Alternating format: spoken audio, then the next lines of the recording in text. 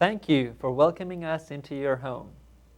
Today's program, Classics and Traditions with Meena Ji, is all about communicating moods and feelings through visual expression. I am Salman Parvaiz, and it is my pleasure to host this show. I enjoy introducing New World traditions and artists to you. Creating art is an important part of Mark Isaac's life. He feels an artist is a communicator. The process of painting in oil and acrylic varies from artist to artist, but often includes certain steps. We will be hearing more on this topic from our guest. Mark, a landscape architect, has painted over 40 years. He studied sketching, painting, and sculpture at the University of Michigan and Harvard's Graduate School of Design, and printmaking at Arturo Michelena Escuela de Bella Artes in Valencia, Venezuela. Mark Isaacs is known for his colorful seascapes and landscapes. Mark embraces the unique qualities of each landscape and translates those to his canvases and boards. You may find Mark in the woods, fields, and along seashores, painting in the Virginias, Caribbean, and wherever he finds beautiful landscapes and seascapes. Let's welcome Mark Isaac. So Mark, when did you start painting? I started in earnest when I was in college, but I really started when I was very young because both my parents were involved in several forms of art. My mother was a piano player and she was an artist. My father liked to play the violin and he also was an architect who painted.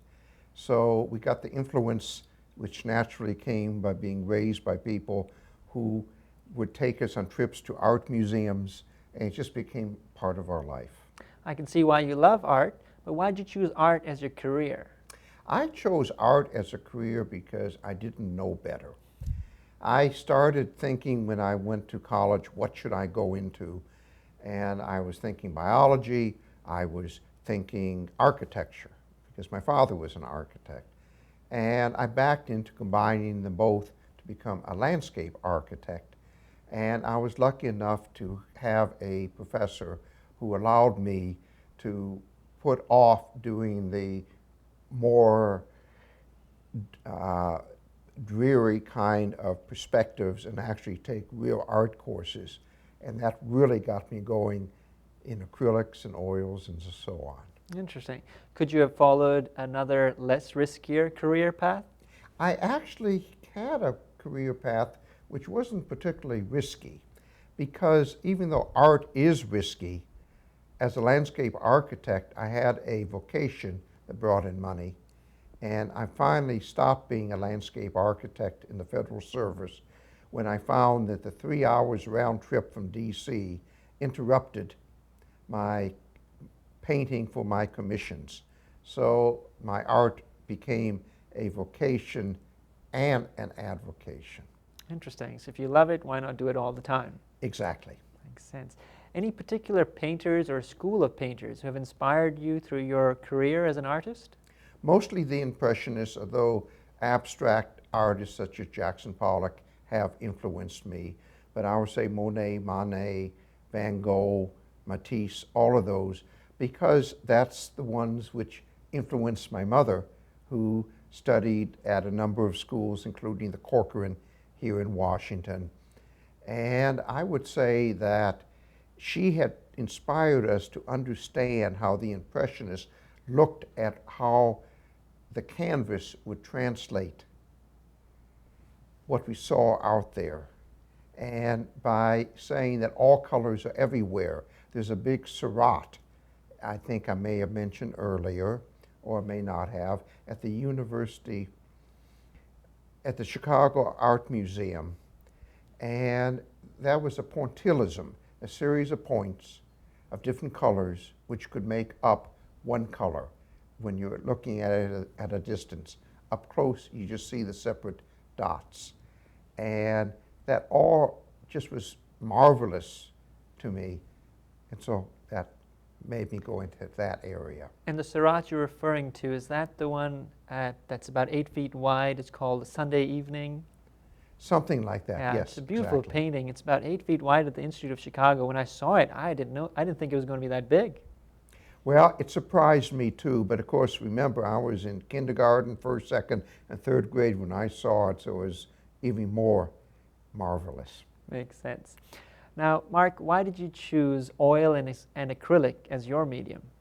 Well, some people do go into watercolors. I went into oil and acrylics because over the years, although I've used other mediums, and clay is a medium too, crayons, I found that I could express myself more rapidly, and I had a desire to do that, and not just express myself rapidly, but then make changes as I cared to. As I become engrossed in the picture became engrossed in me, and it was a communication back and forth that created the painting. Makes sense. Did you ever experiment with any other mediums to create your own style? Well, yes and no. I would say that doing etchings had taught me some things about line form, and I would also say that working three-dimensionally gives me an impression of what could be on a canvas. And so, yes, I would say doing other forms does influence me. Interesting.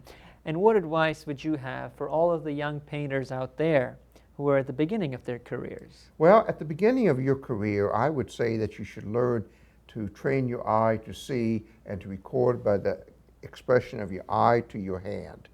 And a sketchbook, just pencil or crayon, whatever. That would help you, and to take a simple drawing course and to take simple figure drawing courses will go a long way. Interesting. And have you specialized in any other subjects other than landscapes? Yes, I've done seascapes, which of course are very similar, but they show a little bit more of the environment hitting itself, forming the landscape that you see in the seascape. I also do portraiture, and I love doing dogs. And when I do portraiture, I actually prefer children. They're more inspirational, and they're at the moment. I agree with you. Tell us, how have you evolved as a painter? I would say that I started, even though as an impressionist, it was a small brush, a little bit at a time. Now I'm getting to a large brush and really going after it. And I think it's leading me towards expressionism. Interesting. And I'm sure how you inspire all of our viewers and the young painters out there. There must have been some wonderful professors who inspired you in your time. Any particular professors you care to mention? Well, there have been a number of them, and some of them were my teachers in landscape architecture, like how Hideo Sasaki taught us to express ourselves with the landscape. I would say Dave Holloman, the artist, taught us how to look at two- and three-dimensional design as a way to learn about two- and three-dimensional design. And he was the resident artist for the Department of Landscape Architecture at Harvard. Now, you mentioned Dave Holloman. I believe I saw a beautiful piece of his being exhibited at the Bloom's Fine Arts and Antiques Gallery. I think it was a framed mosaic tile panel. Absolutely gorgeous. I can see why he was one of your inspirational professors. Yes, he did mosaics both in ceramic tile and in stained glass.